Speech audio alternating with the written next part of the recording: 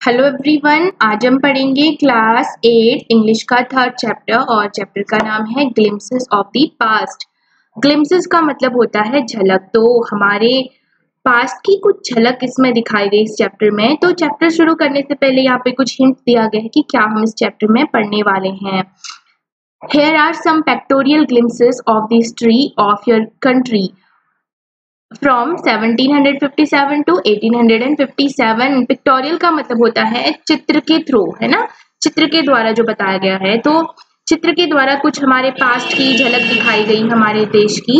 और कब से कब तक की? 1757 से 1857 तक की।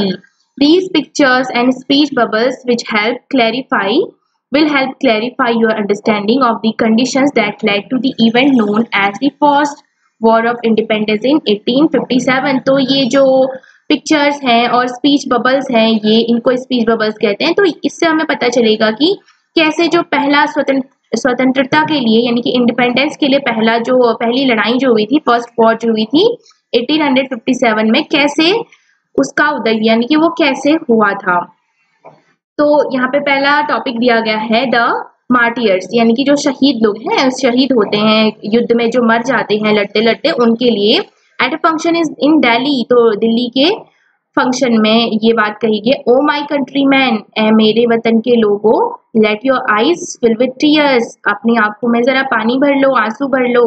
As you recall the sacrifices of India's martyrs, जैसे ही आपके जो मार्टियर्स हैं यानी कि जो शहीद हैं, उनके सैक्रिफाइसेस याद करके अपनी आंखों में आंसू भर लो।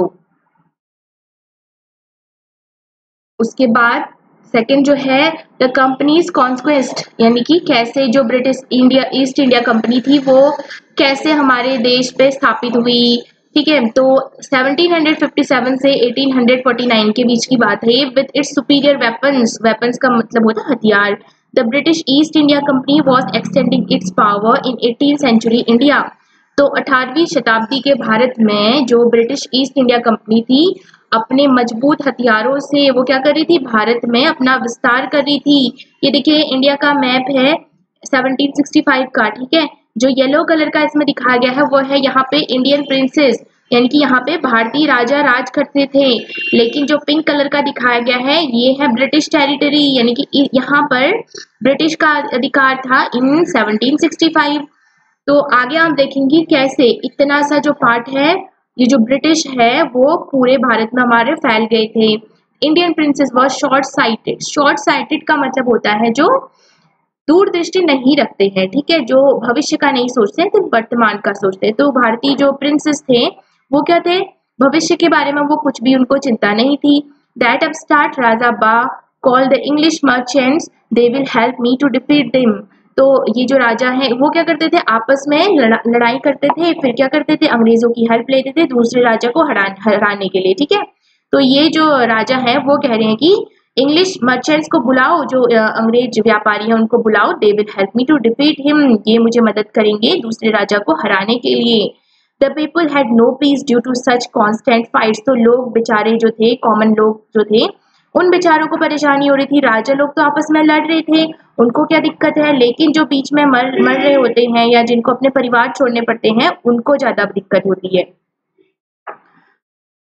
The rivalries helped the East India Company and it could easily subdue Indian princes one by one। तो जो भारत के राजा थे उस टाइम के, वो क्या कर रहे थे, ईस्ट इंडिया कंपनी को मदद कर रहे थे। और ईस्ट इंडिया कंपनी जो थी वो क्या कर रही थी, जो भारत के प्रिंसेस थे, जो राजा थे भारत के, जो गद्दी पर बैठे हुए थे, उनको एक एक करके गद्दी से हटा रही थी।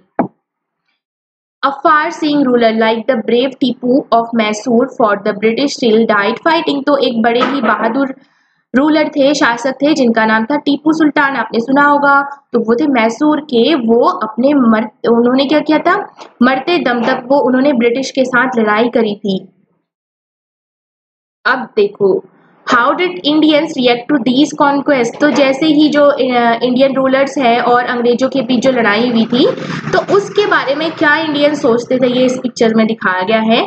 तो कुछ इंडियन सोच रहे हैं कि thank God there is peace in the country now. चलो अच्छा हुआ, भगवान को धन्यवाद करते हैं हम कि अब हमारे देश में कोई लड़ाई नहीं होगी क्योंकि अब अंग्रेजों का शासन होगा। अब कम से कम शांति तो होगी, no more wars and no looting by thugs. अब ज्यादा लड़ाइयाँ भी नहीं होगी, युद्ध नहीं होंगे, और कोई भी ठग जो है, कोई भी झूठा ठग जो है हमें लूट नहीं पाएगा। It is God who sent the British, और कुछ कह रहे हैं कि भगवान ने ब्रिटिश को भेजा हमारे लिए। तो और कुछ कह रहे हैं कि our destiny is linked with them, कहते हैं कि हमारा जो भाग्य है वो ब्रिटिश के साथ जुड़ा हुआ है। देखो पहले ऐसा सोचते थे। उसके बाद कुछ लोग सोच रहे हैं the white man has killed और डिथ्रोन्ड आवर किंग्स। कुछ लोग सोच रहे हैं कि जो गोरे लोग हैं यानी कि जो ब्रिटिश हैं वो क्या कर रहे हैं, हमारे राजाओं को मार रहे हैं और उनको गद्दी से हटा रहे हैं। सम किंग्स वर नॉट गुड, कुछ राजा अच्छे नहीं थे, but after all they were of this land, लेकिन फिर भी वो हमारी ही तो भूमि के थे। Now we have become slaves of foreigner, कहते हैं कि अब हम जो फॉरेनर हैं उनके गुलाम बन चुके हैं, यानी कि जो विदेशी हैं उनके गुलाम बन चुके हैं। और तो वहीं कुछ लोग सोच रहे हैं कि अच्छा हुआ भगवान ने क्या किया, हमारे लिए ब्रिटिशर्स को भेज दिया। अब इस देश में कोई लड़ाई भी नहीं होगी और कोई ठग भी हमें लूट नहीं पाएगा। और वहीं कुछ लोग सोच रहे हैं कि जो ये अंग्रेज लोग हैं वो क्या कर रहे हैं, हमारे जो राजा है उनको मार रहे हैं, उन्हीं को गद्दी से हटा रहे हैं, है ना, और हम अब उनके गुलाम बन चुके हैं। उसके बाद है ब्रिटिश रूल। तो कैसे ब्रिटिश शासन जो है वो शुरू हुआ हमारे देश में 1765 टू 1836 के बीच की कहानी है ये। Religious leaders preach ideas like untouchability and child marriage.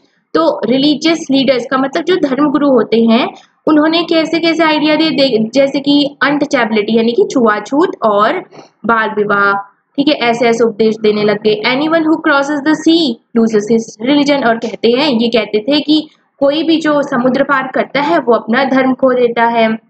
और कुछ लोग तो कह रहे हैं कि all the mystery in the world is due to women, यानी कि इस दुनिया में जो भी गलत गलत हो रहा है उस सबका क्या कारण है, वुमेन, उस सबका कारण है औरत। तो ऐसी ये बुराइयां फैला रहे थे समाज में। The truth was that Indians had lost self respect, the British scorned them. लेकिन सच्चाई ये थी कि जो इंडियंस थे, जो भारतीय थे, उन्होंने अपनी सेल्फ रिस्पेक्ट यानी कि आत्मसम्मान जो था वो खो दिया था, और जो राजा थे, ब्रिटिश राजा थे, वो उनको डरा रहे थे। अब देखिए यहाँ पर जो ब्रिटिशर्स हैं वो बात करेगी आपस में, the natives are unworthy of trust. ये जो इस देश के जो लोग हैं यानी कि इंडिया के जो लोग हैं इंडियंस, वो क्या है, इन पर भरोसा नहीं किया जा सकता।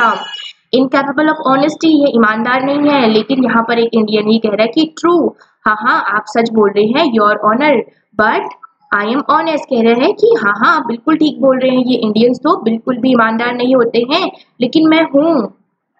देखिए कैसे अंग्रेजों की गुलामी कर रहे हैं।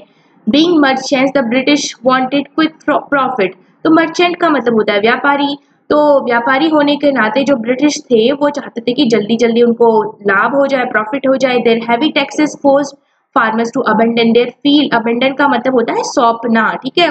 तो उनके बहुत भारी टैक्सेस लगाए गए, फार्मर पर कर लगाए गए, जिसकी वजह से किसानों ने क्या किया, अपनी जो जमीन थी वो अंग्रेजों को सौंप दी थी। तो यहाँ पे जो इंडियन है, जो फार्मर है, वो कह रहा है कि but your man are taking all my crop, लेकिन तुम्हारे जो आदमी है वो तो मेरी सारी फसल भी ले जा रहे हैं। और ये जो ब्रिटिशर है वो कह रहा है कि you are still in arrears, तुम अभी भी कर्ज में हो। If you don't pay next week, अगर तुमने अगले हफ्ते अपना कर्ज नहीं दिया, I will send you to jail, मैं तुम्हें जेल में भेज दूंगा। Till the British invented other methods which give them more profit। तो तब तक क्या किया ब्रिटिश ने, दूसरे तरीके ढूंढ लिए ताकि उनको ज्यादा से ज्यादा प्रॉफिट हो, ज्यादा से ज्यादा फायदा हो। अब क्या बात कर रही हैं, the goods manufactured in England should not have any import duty when brought in India. तो यहाँ पे ये बात करें कि जो सामान, गुड्स का मतलब सामान होता है, तो जो सामान हम इंग्लैंड में बनाते हैं और फिर हम उसको लाते हैं भारत में लाते हैं, तो उस पर कोई इम्पोर्ट ड्यूटी नहीं लगानी चाहिए, यानी कि उस पे जब भारत में लाया जाता है तब पैसे नहीं लेने चाहिए, ताकि क्या हो, सामान सस्ता रहे और भारत के लोग इसी सामान को खरीदे, और जो इंडियन कंपनीज व कुछ भी है मैन्युफैक्चरिंग कंपनीज है वो सारी बंद हो जाए। तो ये अंग्रेज जो कहते हैं आ गुड आइडिया, कहते हैं कि अच्छा आइडिया है। The East India company's loss begin to cripple Indian industries. तो ईस्ट इंडिया कंपनी के जो ये लॉ थे, इन सब ने क्या किया, जो हमारी भारतीय इंडस्ट्रीज थी उनको अपंग बनाना शुरू कर दिया, उनको उन खत्म करना शुरू कर दिया। इनएविटेबली फेमाइन्स फॉलोड, तो फिर क्या हुआ, सूखा पड़ गया। Between 1822 and 1836 15 lakh Indian died of starvation. तो देखो यहाँ पे क्या हुआ था, 1822 से 1836 के बीच में सूखा पड़ गया था, जिस वजह से लगभग 15 लाख भारतीय जो थे वो भुखमरी के कारण मर गए थे। देखो इतना अनाज हो रहा है देश में, फिर भी इस देश के लोग भुखमरी से मर रहे थे। The British policies ruined expert artisans and their business. तो जो ब्रिटिश नीतियां थी वो क्या कर रही थी, जो हमारे एक्सपर्ट बड़े अच्छे अच्छे जो शिल्पकार थे उनको बर्बाद कर रही थी, और उनका जो बिजनेस था, उनका जो व्यापार था, उनको भी बर्बाद कर रही थी, बर्बाद कर दिया था। अब बताया गया है कि राजा राम मोहन रॉय के बारे में। 1772 से 1833 की ये कहानी है। राम मोहन रॉय अ लर्न्ड मैन फ्रॉम बंगाल। तो राजा राम मोहन रॉय जो थे एक शिक्षित व्यक्ति थे, कहाँ के, बंगाल के। Understood that what was wrong with the country. वो समझ गए थे कि इस देश के साथ क्यों गलत हो रहा है और क्या गलत हो रहा है। Let us not despise our self, our ancient culture is great. कहते कि चलो हम अपने को बर्बाद ना होने दें, ठीक है, इन लोगों का गुलाम ना होने दें। हमारी जो प्राचीन संस्कृति है, एंशियंट का मतलब होता है प्राचीन और कल्चर का मतलब होता है संस्कृति, यानी कि हमारी जो प्राचीन संस्कृति है वही महान है। And we are capable of greater achievements, और हम लोग इस योग्य हैं कि हमें बहुत सारी उपलब्धियां मिलें। We must first reform our society. हमें सबसे पहले क्या करना होगा, हमारा जो समाज है, सोसाइटी का मतलब होता है समाज, तो हमारा जो समाज है उसका पहले फिर से उसको रिफॉर्म करना होगा, फिर से बनाना होगा। सुपरस्टिशंस हैव बीन रूइनिंग अस। तो हमारे समाज में जो भी अंधविश्वास कुरीतियां हैं वो हम सबको बर्बाद कर रही है, ये कहते हैं Raja Ram Mohan Roy. He told his wife Uma, तो अपनी बीवी जो है, उनकी बीवी उमा, उनसे भी वो कहते हैं काउज आर डिफरेंट कलर्स। गायें जो हैं वो अलग अलग कलर की होती हैं, but the colour of their milk is same. लेकिन उनके दूध का रंग तो एक ही है ना, वाइट है।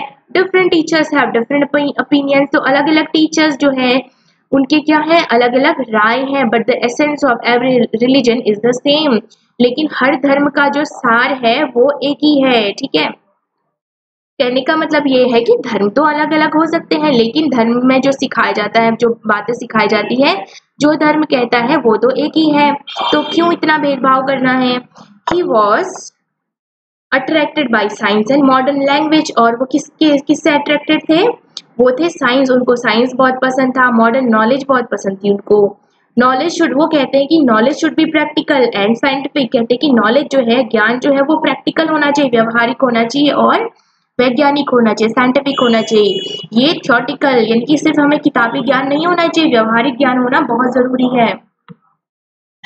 He started newspapers. उन्होंने क्या किया, अपने देश के लोगों को जागरूक करने के लिए न्यूज़पेपर चलाना शुरू किया, न्यूज़पेपर शुरू कर दिए। But the suspicious British stop them in 1823। लेकिन जो ब्रिटिश थे बड़े शक्की थे, ठीक है, तो उन्होंने क्या किया था, इनका जो न्यूज़पेपर था उस पर रोक लगा दी गई।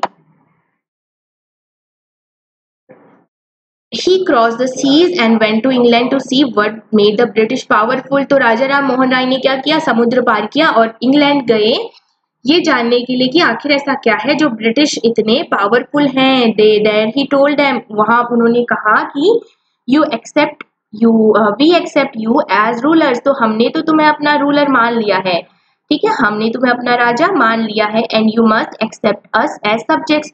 अब तुम्हें भी हमें अपनी प्रजा के जैसा मानना होगा, प्रजा की जैसा समझना होगा। But you must remember the responsibility a ruler ओज टू हिज सब्जेक्ट। लेकिन तुम्हें ये याद अवश्य रखना होगा कि क्या एक रिस्पॉन्सिबिलिटी होती है रूलर की किसी उसकी प्रजा के लिए, ठीक है। उन्होंने कहा कि ठीक है, हम लोगों ने तुम्हें अपना राजा मान लिया है, तुम लोग भी हमें अपनी प्रजा मानो। और तुम्हें हमेशा ये याद रखना है कि किसी राजा की अपने प्रजा के प्रति क्या क्या जिम्मेदारियां होती है। हाँ, उसके बाद है ऑपरेशंस 1765 से 1835 की बात है ये, यानी कि क्या क्या अत्याचार किए गए इंडियंस पे वो बताया गया है इसमें।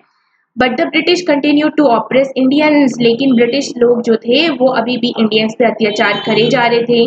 इन 1818 they had pass regulation third, तो 1818 में उन्होंने एक एक्ट पारित किया था, रेगुलेशन थर्ड। अंडर इट, तो इस एक्ट के तहत क्या हो रहा था, an Indian could be jail without trial in a court, तो किसी भी इंडियन को जेल ले जाया जा रहा था, यानी कि किसी को भी जेल में डाल दिया जा रहा था बिना उसको बिना कोर्ट ले जाए उसको सीधे जेल में डाल रहे थे। कोर्ट में क्यों ले जाते हैं, ताकि जो मुजरिम होता है या जिसको हम गिरफ्तार कर रहे होते हैं उसको अपनी गवाही या उसको अपनी सच्चाई साबित करने का मौका मिल जाए। लेकिन वो लोग क्या करते थे, बिना कोर्ट ले जाए उनको सीधे जेल में डाल देते थे, ठीक है। All the time British officers in India drew big salaries and also made fortune in private business। तो हमेशा ये जो ब्रिटिश ऑफिसर थे वो इंडिया में बड़ी बड़ी रकम ले रहे थे, सैलरी ले रहे थे, काफी महंगी महंगी, काफी ज्यादा सैलरी ले रहे थे। And also made fortunes in private business, और प्राइवेट बिजनेस में भी इन्होंने काफी ज्यादा पैसा कमाया था। बाय 1829, तो 1829 तक Britain was exporting British goods worth 7 crore rupees to India. तो 1829 तक क्या कर रहा था, ब्रिटेन जो था इंडिया में क्या कर रहा था, लगभग 7 करोड़ का सामान भेज रहा था। Governor general Bentinck reported back home, तो गवर्नर जनरल जो थे बेंटिक थे उस टाइम पे, उन्होंने रिपोर्ट किया था कि घर चले वापस लौट करो ये सामान को। ऐसा क्यों कहा उन्होंने, the bones of cotton weavers are bleaching the plains of India. उन्होंने कहा कि इसका मतलब हुआ कि अभी जो किसान हैं इंडिया के, है ना, तो उनकी जो हड्डियां हैं वो क्या कर रही है, कॉटन के फील्ड्स में कॉटन उगाने का काम कर रही है। देखो जब कॉटन उगता है तो पूरा व्हाइट हो जाता है ना, कपास का फूल सफेद होता है, जब कपास पूरा खिल जाता है, पूरी फसल जब पक जाती है तो पूरा खेत हमें ऐसा लगता है व्हाइट कलर का हो गया है, ऐसा लगता है जैसे स्नो गिरी हुई है। तो ब्लीच करने का मतलब वही हुआ कि अभी जो कॉटन वीवर्स, जो कॉटन बोने वाले हैं, उनकी जो हड्डियां हैं वो क्या कर रही हैं, इंडिया के प्लेन्स को ब्लीच कर रही है। कैसे ब्लीच कर रही है, कॉटन की फसलों से, ठीक है, यानी कि अभी वहां पे कॉटन उगाया जा रहा है। The British prospered on the company's flute while Indian industries began to die। तो जो ब्रिटिश कंपनी थे वो तो बड़ी मात्रा में धन कमा रहे थे, लेकिन जो इंडियन इंडस्ट्रीज थी वो डूबती जा रही थी।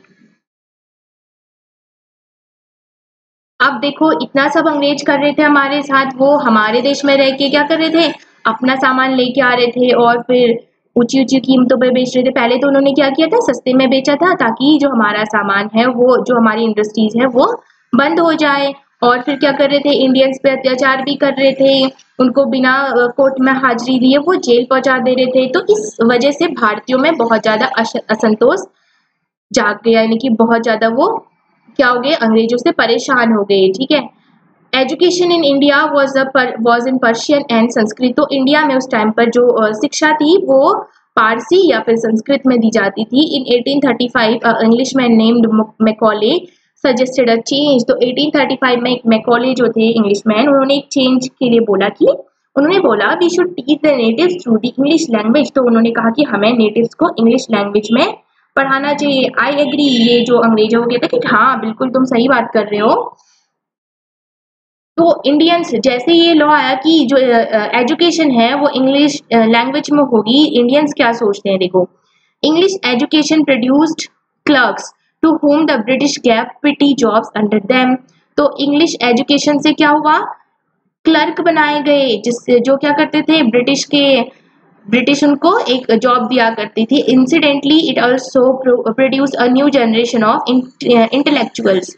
तो इसकी वजह से क्या भी हुआ, एक ऐसी जनरेशन तैयार हुई जो बड़े बुद्धिजीवी थे। तो लोग कहते हैं इसके बारे में, उस टाइम के लोग कहते थे कि we must educate our brothers, हमें अपने भाइयों को जरूर पढ़ाना चाहिए, and try to improve their material condition, और उनकी जो स्थिति है उसको सुधारने की कोशिश करनी चाहिए। For that we must convey our grievances to the British parliament. उसके लिए हमें हमारी जो समस्याएं हैं वो किससे बतानी चाहिए, जो ब्रिटिश पार्लियामेंट है उससे बताना चाहिए। अब देखिए ये इंडिया का मैप हमने पहले भी देखा था और एक मैप ये अब है। तो 1856 तक देखिए जो ब्रिटिश है उसने भारत के लगभग पूरे भारत में कब्जा कर लिया था। जो येलो कलर का है वो हमारे स्टेट्स हैं जिनमें कोई और इंडियन रूलर थे, लेकिन जो पिंक कलर का है वहां पर ब्रिटिश ने अपना कब्जा किया हुआ था। They care little about the needs of Indian. जो इंडियंस हैं सॉरी जो ब्रिटिशर्स थे वो क्या करते थे, भारतीयों की जो भी आवश्यकताएं हैं उनकी उनको कोई भी चिंता नहीं थी। तो इंडियंस में असंतोष जाग गया। अब वो बड़े परेशान हो गए अंग्रेजों से। तो बात कर रहे हैं यहाँ पे आपस में कि अवर किंग्स हैव बिकम पपेट्स। हमारे जो राजा है वो पपेट्स बन गए, कठपुतली बन गए हैं। And we have lost our old jobs. और हमने हमारी पुरानी नौकरी भी खो दिया है हमने। एंड लैंड्स, और कुछ कह रहे कि हाँ हाँ हमने तो हमारी जमीनें भी खो दी हैं। They are converting our brothers. वो हमारे भाइयों को भी बदल रहे हैं। और अंग्रेज लोग क्या करते थे, वो जबरदस्ती धर्म परिवर्तन भी कराते थे। और कोई यहाँ पे कह रहे हैं कि यू ओनली टॉक, तुम ओनली बात करते हो, तुम केवल बात करते हो। You do something to drive them out. कुछ ऐसा करो जिससे उनको हमारे देश से बाहर खदेड़ दिया जाए। द स्पार्क्स, देखो उसके बाद कि कैसे क्रांति की चिंगारी फूटी हमारे देश में अंग्रेजों के खिलाफ। 1855 से 57 के बीच की बात है। Taxes continue to ruin the peasant. तो टैक्स जो थे, कर जो थे, वो किसानों को बर्बाद कर रहे थे। In Bengal the Santhals who had lost their lands under new land rules become desperate. तो बंगाल में जो संथाल लोग थे उन्होंने जो नया लैंड रूल आया था, यानी कि जमीन से संबंधित कोई कानून आया था, उसके तहत उन्होंने सारी अपनी जमीन खो दी थी। इन 1855 they rose in rebellion and massacred Europeans and their supporters alike। तो क्या हुआ फिर 1855 में, वो बड़े परेशान हो गए अंग्रेजों से, तो उन्होंने अंग्रेजों के खिलाफ आवाज उठाना शुरू कर दिया था। Discontent was brewing in the East India company's army too. और ईस्ट इंडिया कंपनी की जो आर्मी थी वहां पर भी ये असंतोष फैल गया। अब आर्मी, जो ईस्ट इंडिया कंपनी की आर्मी में थे वो क्या बातें कर रहे हैं, देखो the white soldiers get huge pay. जो गोरे सिपाही हैं उनको तो बड़ी ऊंची ऊंची तनख्वाह देते हैं। मेंशंस टू लिव इन, उनको महल भी दिए गए हैं रहने के लिए। सर्वेंट्स, बड़े नौकर चाकर भी दिए गए हैं उनको। while we get a pittance and slow promotion, लेकिन जबकि हमें भीख जैसी दिया करते हैं और हमको स्लो प्रमोशन दिया करते हैं, यानी कि हमारा जो प्रमोशन होता है वो बड़े धीरे धीरे कराया जाता है। द अंग्रेज ask us to cross the sea. जो अंग्रेज कहते हैं हमको कि तुम समुद्र पार कर लो, which is against our religion, जो कि हमारे धर्म के खिलाफ है। Who is the topi wala to abolish our age old custom. तो ये टोपी वाले यानी कि ये अंग्रेज कौन होते हैं, जो हमारे जो पुराने रीति रिवाज है उनको बर्बाद कर रहे हैं। We must drive out the Angrez. और फिर कह रहे कि हमें ये जो अंग्रेज है उनको जरूर बाहर निकालना ही पड़ेगा। सिपाही Mangal Pandey attack the adjutant of his regiment and was executed. तो जो मंगल पांडे थे उन्होंने अपनी ही जो रेजिमेंट थी उसी पर हमला कर दिया था, तो उनको फिर पकड़ के फांसी दे दी गई थी। थाउजेंड्स ऑफ अदर सिपाही रिवोल्टेड। और बहुत हजारों सिपाही जो थे उन्होंने भी क्रांति की थी। दे वर स्ट्रिप्ड ऑफ देयर यूनिफॉर्म। तो जिस वजह से उनमें क्या करना पड़ा, अंग्रेजों ने उनसे उनकी वर्दी छीन ली, यानी कि उनको क्या किया, सेना से निकाल दिया गया। Humiliated and put in irons. और उनके साथ बड़ा ही अमानवीय व्यवहार किया गया। उन पे क्या किया गया, लोहे के डंडे यानी कि लोहे के जो कोड़े होते हैं वो बरसाए गए। Few Englishman had care to understand Indian custom or the people's mind। तो कुछ इंग्लिशमैन थे जो समझते थे इंडियन कस्टम को और लोगों के माइंड को कि क्या लोगों के दिमाग में चल रहा है। तो यहाँ पे कुछ लोग बात कर रहे हैं Indians. O proud Brahmin soldier, अरे प्राउड घमंडी ब्राह्मण सिपाही, do you know that the grease on the bullet you have to bite it made from the fat of cows and pigs. तो कहता है कि जो बुलेट तुम खोलते हो उसका जो ग्रीस है तुम्हें पता है वो किसका बना है, वो बना होता है कि जो गाय है और जो पिग्स है उसकी चर्बी का बना होता है। तो जो ब्राह्मण है वो कह रहा है कि क्या, व्हाट। फिर जो मुस्लिम भाई हैं वो भी कह रहे हैं कि the white man has deceived us too. जो वाइट मैन है वो उन्होंने तो हमें भी धोखा दिया है, हमें तो पता ही नहीं था। क्योंकि मुस्लिम कल्चर में ऐसा होता है कि पिग का मांस ये सब ये मुंह में नहीं लगाते, ऐसा कुछ होता है। और हम इंडियंस में क्या होता है, हम हिंदुओं में क्या होता है कि जो काव है उसको हम बहुत बहुत पवित्र मानते हैं, तो उसके फैट को मुंह पे लगाना तो बहुत गलत बात हो जाएगी हमारे धर्म के हिसाब से। Soon chapatis were sent from village to village, तो जल्दी ही चपातीज भेजे जाने लगे एक गांव से दूसरे गांव को, to tell the people that their emperor would want their services, ये बताने के लिए कि संदेश भेजने के लिए कि हमारा जो राजा है, जो एम्परर है, उसको उनकी सेवा चाहिए। क्या और किस चीज की सेवा चाहिए? हम जो भी क्रांति करेंगे वो हमारी सहायता करेंगे, वो हमारे साथ खड़े होंगे। Yes all my village man will be ready, तो गांव वाले कहते हैं कि ठीक है, मेरे सारे जो गांव वाले हैं वो आपके साथ हैं, आप क्रांति करो, हम भी आपके साथ हैं। Similarly lotus flowers circulated among Indian soldiers, तो वैसे ही जो कमल के फूल हैं वो भी सर्कुलेट किए जाते थे इंडियन सोल्जर्स के बीच में। डेथ टू दी फॉरेनर, जिससे और क्या आवाज उठाई उन्होंने कि फॉरेनर की मृत्यु हो या उनको बाहर निकाला जाए हमारे देश से। The masses gave all help and shelter to patriots, तो जनता ने क्या किया? मासेस का मतलब होता है जनता, तो जनता ने क्या किया? बहुत मदद की पैट्रियट्स को। पैट्रियट्स यानी कि जो क्रांतिकारी होते हैं, जो लड़ते हैं युद्ध में, तो उनको बहुत मदद की, उनको आवाज भी दिए। ठीक है, तो ये एक ट्रिक थी उनकी कि रोटियों के थ्रू क्या करते थे? मैसेजेस भेजते थे कि क्या आप लोग हमारी हेल्प करोगे, हम क्रांति करेंगे तो आप क्या हमारा साथ दोगे अंग्रेजों को भगाने के लिए। तो उसके बाद है रिवॉल्ट, तो क्रांति शुरू हो गई 1857 में। There was a violent outbreak इन मेरठ, तो मेरठ में शुरू हुई थी ये क्रांति, एक भयंकर हिंसा शुरू हो गई मेरठ में। द सिपाही मार्च टू दिल्ली, और जो सिपाही थे वो दिल्ली को चलने लगे, मार्च करने लगे। Long live our emperor Bahadur Shah, उस समय हमारे भारत का कौन था एम्परर? बहादुर शाह था, तो बोलने लगे कि हमारे जो बहादुर शाह हैं वो लंबी उम्र जियो। ठीक है, उसके बाद क्या हुआ? द रेबेलियन स्प्रेड वाइडर, तो जो हिंसा थी या जो क्रांति थी वो बड़ी तेजी से फैलने लगी। Many landlords had lost their lands because of the British policies, बहुत सारे जो जमींदार थे, लैंडलॉर्ड जो थे, उन्होंने अपनी जमीन खो दी थी।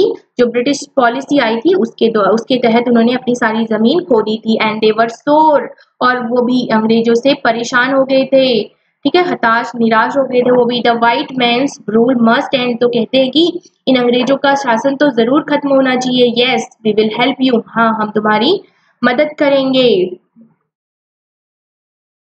द फाइट फॉर फ्रीडम, और लास्ट में है कि कैसे स्वतंत्रता के लिए लड़ाई लड़ी गई 1857 में। Many farmer rulers like Begum Hazrat Mahal of Lucknow were bitter, तो बहुत सारे जो पहले के रूलर्स थे, शासक थे, जैसे कि हमारी जो बेगम हजरत महल थी, वो भी अंग्रेजों से बहुत दुखी थी, बड़ा द्वेष था उनके मन में अंग्रेजों के लिए। वो कहती थी कि the white man has taken away my kingdom, जो अंग्रेज हैं उन्होंने मेरा राज्य हड़प लिया है। They join the upsurge against the foreigner, तो उन्होंने भी फॉरेनर के खिलाफ, जो विदेशियों के खिलाफ जो युद्ध चल रहा था वो ज्वाइन कर लिया, उसमें वो भी कूद पड़ी। पॉपुलर लीडर्स लाइक मौलवी Ahmadullah of Faizabad told the people, तो जैसे पॉपुलर कुछ लीडर्स थे जैसे हमारे मौलवी अहमदुल्ला, उन्होंने लोगों को बताया कि राइज ब्रदर राइज, उठो भाइयों उठो, द अंग्रेज इज रूइनिंग अवर लैंड, जो अंग्रेज हैं हमारी जमीन को, हमारी भूमि को खत्म कर रहे हैं। द पीपल रोज एवरीवेयर, तो हर जगह से लोग जो हैं वो युद्ध के लिए, क्रांति के लिए खड़े हो गए। इन बरेली में, कानपुर में एंड इलाहाबाद में। अजीमुल्ला खान टोल तात्या टोपे, तो जो अजीमुल्ला खान है वो तात्या टोपे को बताते हैं कि we should have Peshwa Nana Sahib as our leader in this war of independence, तो कहते हैं कि स्वतंत्रता की इस लड़ाई में हमें हमारा जो लीडर है वो किसे बनाना चाहिए? पेशवा नाना साहब को बनाना चाहिए। The patriots pounced upon the British and fought pitched battles all over North India, तो जो देशभक्त थे, जो क्रांतिकारी थे, वो झपट पड़े फिर अंग्रेजों पर, क्योंकि उनके साथ इतना ज़्यादा शोषण हो गया था, इतना ज़्यादा शोषण अंग्रेजों ने कर लिया था कि अब वो परेशान हो गए थे और उन्हें अब उनका जो हिस्सा था, उनका जो हक था वो चाहिए था। उन्हीं की मातृभूमि पर रहकर वो अंग्रेज उन्हीं का शोषण कर रहे थे, है ना। तो अब जो देश के लोग थे उनके मन में असंतोष फैल गया। ठीक है, वो बड़े ही परेशान हो गए अंग्रेजों से। तो पैट्रियट्स जो होते हैं उसका मतलब होता है देशभक्त, तो जो देशभक्त थे उन्होंने झपट पड़े अंग्रेजों पर और उनके बीच लड़ाई हुई। कहाँ? ओवर नॉर्थ इंडिया, पूरा जो हमारा उत्तरी भारत का हिस्सा है वहां पर ये क्रांति हुई। इस क्रांति में क्या हुआ? 80 year old Kunwar Singh of Bihar receive a bullet in his wrist, तो एक 80 साल के कुंवर थे, कुछ 80 साल के कोई व्यक्ति हैं कुंवर सिंह, ठीक है, बिहार के। तो उनकी जो कलाई थी वहां पर उन्हें गोली लग गई थी और उन्होंने बोला था कि मदर गंगा, हे माँ Ganga, this is my last offering to you, कहते हैं कि ये मेरी आपको एक अंतिम आहुति है। तो देखिए हमारे देश को स्वतंत्र कराने के लिए पहली क्रांति कब हुई थी? 1857 में हुई थी। वो क्रांति कैसे कैसे उस क्रांति की शुरुआत हुई, यानी कि कैसे लोगों ने सोचा कि अब हमें क्रांति करनी चाहिए, वो सब हमने इस चैप्टर में पढ़ा। ठीक है, तो इसके आगे का अब हम नेक्स्ट वीडियो में पढ़ेंगे। Thank you.